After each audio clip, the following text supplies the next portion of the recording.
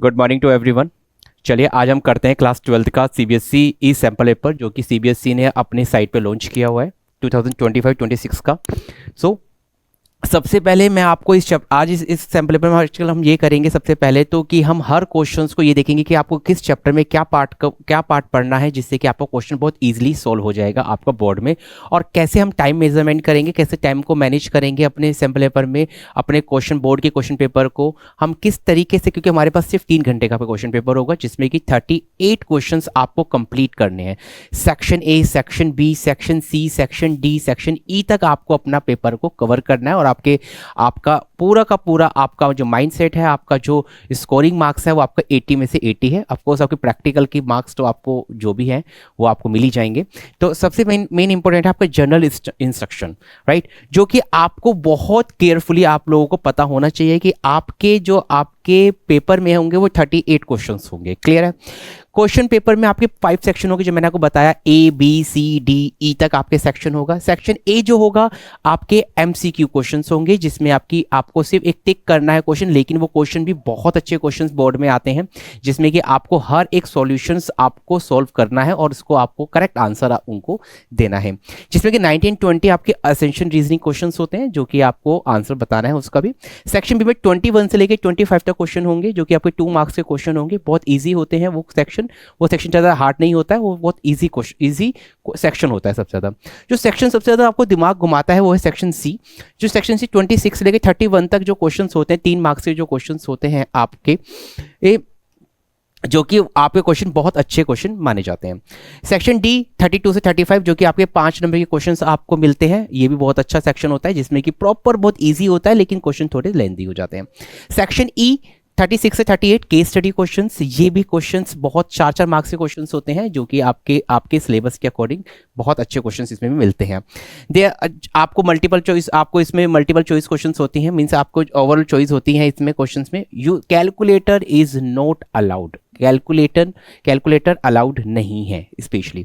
चलिए section A आप सबसे पहले देखते हैं। सेक्शन ए जो आपका क्वेश्चन आया है वो आया है आपका इनवर्स ट्रिग्नोमेट्री का, जो कि आपका क्वेश्चन लिखा है identify the function show in the graph. आपको ग्राफ शो करा है।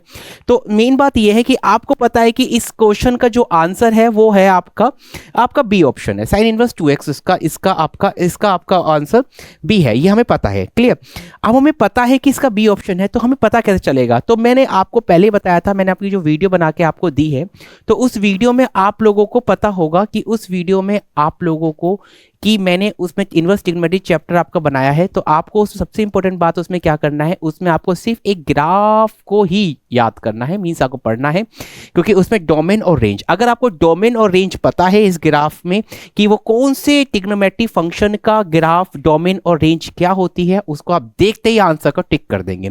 जैसे मैंने आंसर को टिक करा ऐसे आप आंसर को आप भी टिक कर देंगे। तो सबसे मेन इंपॉर्टेंट है क्वेश्चन नंबर 1 में आपको जो पढ़ना है, आपको क्वेश्चन नंबर 1 में इनवर्स ट्रिग्नोमेट्री में आपको सबसे पहले आपको टेबल पढ़नी है जो कि आपकी डोमेन और रेंज बताएगा कि किसके कौन से ट्रिग्नोमेट्री फंक्शन की क्या डोमेन है और क्या रेंज है।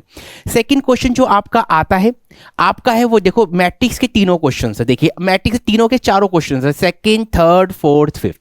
मैट्रिक्स और डिटर्मिनेंट को मिलाकर, मैंने आपको बताया था, मिलाकर दोनों चैप्टर को मिलाकर आपके 12 मार्क्स के ये क्वेश्चंस आते हैं। क्लियर? 12 मार्क्स के चैप्टर आते हैं दोनों। अब देखिए इफ 3 मैट्रिक्स ए बी आपको सी दिया हुआ है, सिंपल सी बात पूछी गई है कि आपके एम पी एन पी की वैल्यू क्या है, आपसे उसने सिंपल सी बोले एम एन पी क्यू की वैल्यू पूछी गई है। क्लियर? अब आपको सिंपल सी बात आपके पास ये है कि इसमें आंसर क्या होगा। आंसर तो ए है, ये तो मुझे पता है, आप लोगों को पता है कि आंसर ए है। मेन बात आपको मैट्रिक्स में देखिए, आप लोगों को इसमें स्क्वायर मैट्रिक्स सेम ऑर्डर बोली गई है। स्क्वायर मैट्रिक्स कौन सी होती है बेटा आप लोगों की, जिसमें कि आपकी सेम, इसमें आपके एम और एन इक्वल होते हैं, राइट। आप देखिए इसमें देखिए आपकी सिमेट्रिक, स्क्यू सिमेट्रिक और सिमेट्रिक मैंने आपको अपनी वीडियो में बताया है, सिमेट्रिक और स्क्यू सिमेट्रिक। आपको मैंने ये सैम्पल वो करने से पहले आपको वो वीडियो देखनी ही पड़ेगी क्योंकि उसके सारे कंसेप्ट उस वाले सैम्पल पेपर में इंक्लूड हो रहे हैं, तो ध्यान रखिएगा। स्क्वायर देखो फिर से, A square matrix order 4 adjoin A 27। Adjoin A क्या होता है बेटा? एडजॉइन ए जिसमें कि आप क्या, पहले मैंने बोला ना, पहले माइनर फैक्टर निकालने होते हैं, फिर को फैक्टर निकालने होते हैं, फिर को फैक्टर को आपको ट्रांसपोज करना होता है, वो आपको एडजॉइन होता है। देखो ये ओरली हमें पता है आंसर क्या आएगा, ठीक है, हमें हर चीज पता है क्योंकि इसके आंसर ऑलरेडी दिए हुए हैं सैंपल पेपर में, ठीक है, वो भी बड़ी बात नहीं है। मेन बात ये है कि आपको चैप्टर में कंसेप्ट आपको क्लियर है या नहीं। आप देख सकते हैं चारों क्वेश्चंस आप लोगों के मैट्रिक्स के ही गिवन है, question number 2nd, 3rd, 4th and 5th। आप देखिए उसके बाद आपका क्वेश्चन नंबर 6 भी आपका ट्रिग्नोमेट्री का ही है, मींस आपका डिटर्मिनेंट का है। आप क्रॉस मल्टीप्लिकेशन करके कर सकते हैं, 1 नंबर का क्वेश्चन है तो कोई बड़ी चीज इसमें है नहीं, तो मेन बात आपका ये वाला क्वेश्चन भी है। अब आप देखिए, अब यहां से क्वेश्चन नंबर 7 से तुरंत आपका क्वेश्चन चेंज हो जाता है। आपका फंक्शन आपका कंटिन्यूअस आपका इसमें आ जाता है, कंटिन्यूअस फंक्शन का आपका इसमें आ जाता है। फंक्शन आपको देखना है, आपको x की कंटिन्यूअस दे रखा है, वैल्यू ऑफ k बोली गई है, आपको x की वैल्यू दी हुई है कि पाई है, और आपको क्योंकि वो हमेशा हर एक क्वेश्चन में आपको एक ही चीज आपसे पूछ सकता है, क्वेश्चन में वो 2 चीज एक साथ नहीं पूछ सकता है, तो यहाँ पे x इक्वल टू पाई दिया हुआ है, तो आपसे उसने k की वैल्यू पूछ दी गई है। अब आप फिर देखिए आपके पास फंक्शन दिया हुआ है x tan inverse x, then बेटा f डैश का मतलब होता है इसका डिफरेंशिएशन करना, ये याद रखिएगा। अगर 2 डैश है तो उसका आप डबल डिफरेंशिएशन कर रहे हैं, अगर सिंगल डैश लगा हुआ है तो उसमें आप एक सिंगल डिफरेंशिएशन निकालकर आपको 1 वैल्यू पुट कर देनी है x की, तो आपका आंसर इसमें निकल जाएगा। क्लियर है? तो नेक्स्ट क्वेश्चन है आपका इंक्रीजिंग एंड डिक्रीजिंग। आपको इंक्रीजिंग एंड डिक्रीजिंग बताना है। मैंने आपको बहुत इजी तरीके से बताया है ये अपनी वीडियो में कि इंक्रीजिंग और डिक्रीजिंग में क्या आपका अंतर होता है, क्या difference, what is the difference between increasing and decreasing. तो आपको मिनिमा एंड मैक्सिमा, तो ये आपको अपनी वीडियो में देखनी पड़ेगी, उसमें आपको पूरा का पूरा फंक्शन आपको उसमें मिल जाएगा। देखिए डिफरेंशियल इक्वेशन आपको इसमें भी देखो फैमिली, ये तो क्वेश्चन बहुत अच्छा क्वेश्चन है। आपको सिर्फ एक x dx plus y dx equal to 0, इसमें आपको पहले तो ये बताना है कि आपको इसमें करना क्या है। आपको इसमें ये बताना है कि straight line, parabola, circle and ellipse. आपको क्वेश्चन नंबर 11, ये वाला क्वेश्चन थोड़ा सा क्लास 11th का मिश्रण लिया गया है और क्लास 12th का भी है, तो मेन बात है वो सेम चीज है। मैं आपको फिर सेम कहूंगा कि आपको वीडियो बहुत जरूरी देखनी होगी। अब आपको देखिए, इफ ए, आपको ये देखो फंक्शन दिया हुआ है, आपको सिंपल सी बात है, आपको यहां पर आपसे इंटीग्रेशन पूछा गया है। इंटीग्रेशन ज्यादा नहीं आएगा आपके क्वेश्चन में, देख लेते हैं। अभी इंटीग्रेशन ज्यादा मार्क्स हैं, होते हैं, ऐसा नहीं कि इंटीग्रेशन ज्यादा नहीं होता, लेकिन क्वेश्चन में आप आजकल अब पार्ट थोड़ा सा इंटीग्रेशन का कम देना शुरू कर दिया है। आप देख लीजिए, सिंपल सी बात है कि आपका इंटीग्रेशन, ये वाला क्वेश्चन भी इंटीग्रेशन का है, बहुत अच्छा क्वेश्चन माना गया है ये इंटीग्रेशन का, तो प्लीज एक बार इस वाले क्वेश्चन को भी आप देख लेंगे। अब इस वाले क्वेश्चन को देखते हैं हम लोग। A bird flies through the distance in a straight line given by the vector का क्वेश्चन दिया गया है। वेक्टर मैंने आपको बोला था कि वेक्टर खुद, जब मैंने आपको पढ़ाया है, मैंने आपको अपनी वीडियो बना के दी है, तो वेक्टर की और 3D की, तो ये दोनों चैप्टर बहुत अच्छे मार्क्स लेकर बैठते हैं अपने पास। तो प्लीज आप इन चैप्टरों को आप लोग नहीं छोड़ेंगे, मींस आप इस वाले चैप्टर्स को आप लोग प्लीज मिस नहीं करेंगे। आप नेक्स्ट क्वेश्चन देखिए, फिर भी नेक्स्ट क्वेश्चन वेक्टर है, distance of the point of positive vector this on the Y axis. Simple C vector, ये वेक्टर है, आपको वाई एक्सिस से आपको डिस्टेंस पता करना है, आपको मींस डिस्टेंस फॉर्मूला आपको यूज यहां पे करना ही पड़ेगा। This question again a vector, the 3 given vector this and this same in the vector. Simple सी बात है कि आपको इसका वेक्टर का आंसर बताना है, सिंपल। फिर अगेन वो क्वेश्चन वेक्टर का आ जाता है। अब आ जाता है बेटा लीनियर इक्वालिटीज का, जो कि आपका लीनियर इक्वालिटीज नहीं, लीनियर प्रोग्रामिंग का क्वेश्चन आ जाता है यहाँ पर, जो कि चैप्टर नंबर 13 है आपके सिलेबस में। सिंपल सी बात है, ये ज़्यादातर वैसे इसका ग्राफ में भी आता है, लेकिन अब इसका क्वेश्चन एक एमसीक्यू में भी आने लग गया है।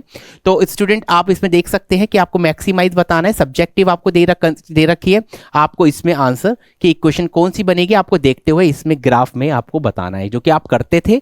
आप जो क्वेश्चन नॉर्मली करते हैं, आपको इसमें भी वही चीज़ करनी है। 4 नंबर देखिए, अगेन ये वाला क्वेश्चन फिर दिया गया है आपको, फिजिबल रीजन। इसमें आपके आपको जो थोड़ा सा थ्योरी बेस्ड होता है वो क्वेश्चन जरूर पढ़ना चाहिए आपको, थ्योरी बेस्ड में भी। तो देखिए आपका क्वेश्चन इसमें पॉसिबल पॉइंट, आप यहाँ देख सकते हैं कि आपके यहाँ पे मैट्रिक्स के 4 क्वेश्चन, 5 क्वेश्चन मैट्रिक्स के दे रखे हैं। ट्रिग्नोमेट्री फंक्शन का एक क्वेश्चन दिया हुआ है, इंक्रीजिंग एंड डिक्रीजिंग के ऊपर क्वेश्चन दिया हुआ, वेक्टर के 4 क्वेश्चन दिए हुए हैं, इवन लीनियर प्रोग्रामिंग के भी 2 क्वेश्चन दिए हुए हैं।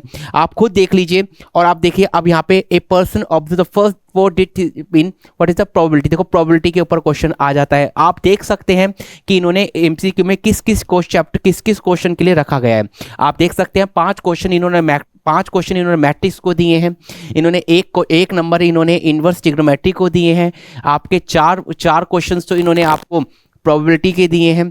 तो मेन बात है आपके इसी तरीके से आप लोगों के बहुत सारे क्वेश्चंस इसमें आपके इंक्लूडेड होते रहते हैं, ठीक है। तो आप प्लीज ध्यान से इस क्वेश्चन को देखेंगे।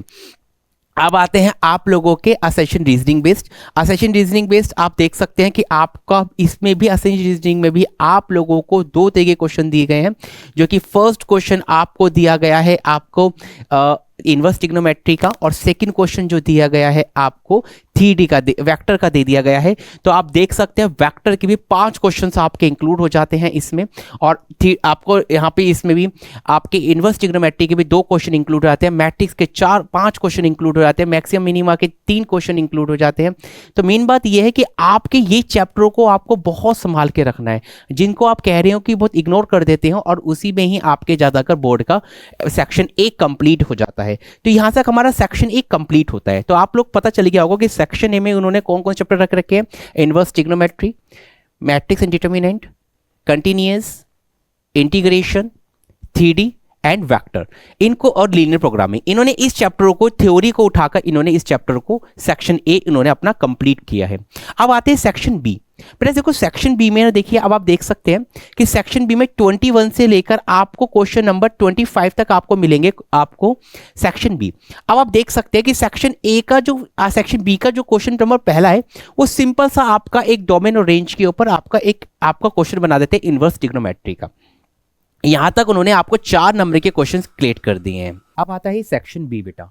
सेक्शन बी जो है आप देख सकते हैं पहला क्वेश्चन आपका, आप खुद देखिए कि पहला क्वेश्चन भी आपका इनवर्स ट्रिग्नोमेट्री लेके गया है, सेकंड क्वेश्चन आपका डिफरेंशिएशन उस पर चला जाता है, थर्ड क्वेश्चन फिर आपका इंटीग्रेशन आ जाता है।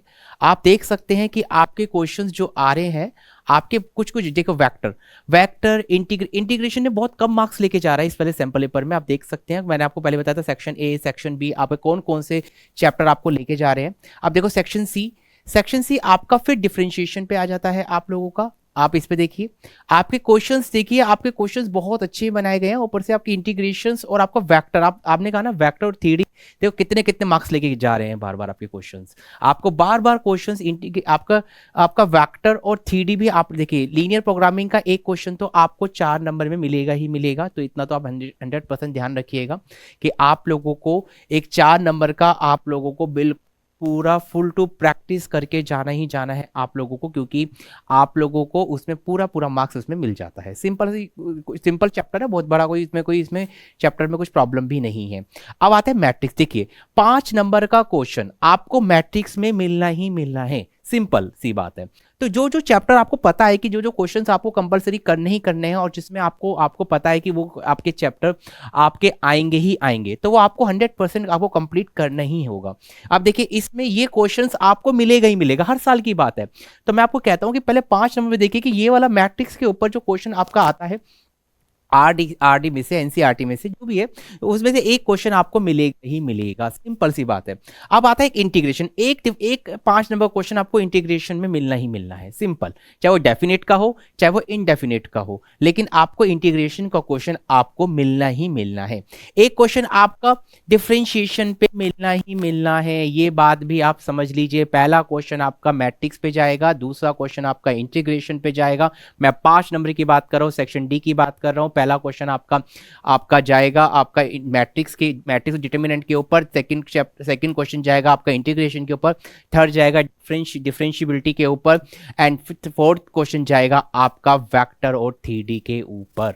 तो याद रखिएगा ये 4 चैप्टर के आपके 4 क्वेश्चन, ये 4 चैप्टरों पे आपके बैठते हैं हमेशा, तो ये बात ध्यान में रखिएगा। तो अब आता है सेक्शन ई।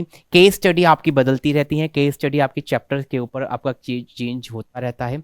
तो मेन बात ये है कि आप लोगों को आप देख सकते हैं कि केस स्टडी 1 इन्होंने बहुत अच्छे केस स्टडी क्वेश्चन, अब ये देखिए आप कितने अच्छे क्वेश्चन इन्होंने बनाए होते हैं। तो मेन बात ये है कि कल से अब हम लोग आप लोगों को, अब हमारा चैनल अब आप लोगों को हैंडबुक जो सीबीएसई की हैंडबुक है वो भी सॉल्यूशंस आपको करवाना स्टार्ट करेंगे। वो क्वेश्चन बहुत अच्छे हैं, हम केस स्टडी क्वेश्चंस भी आपको कंप्लीट करवाना शुरू करेंगे। तो मेन बात ये है कि आप लोगों को तैयारी आप लोग बेस्ट करिए, क्योंकि मैंने आपको बता भी दिया है कि कौन से क्वेश्चंस कौन से चैप्टर सबसे ज़्यादा मैक्सिमम टाइम जा रहे हैं, मैक्सिमम पार्ट से जा रहे हैं, तो आप ये ध्यान रखिएगा। तो मेन बात ये है कि आप लोगों के लिए कि आप लोगों को कंप्लीट करना है। ठीक है, अब हम कल से हम बनाते हैं। Okay, thank you so much.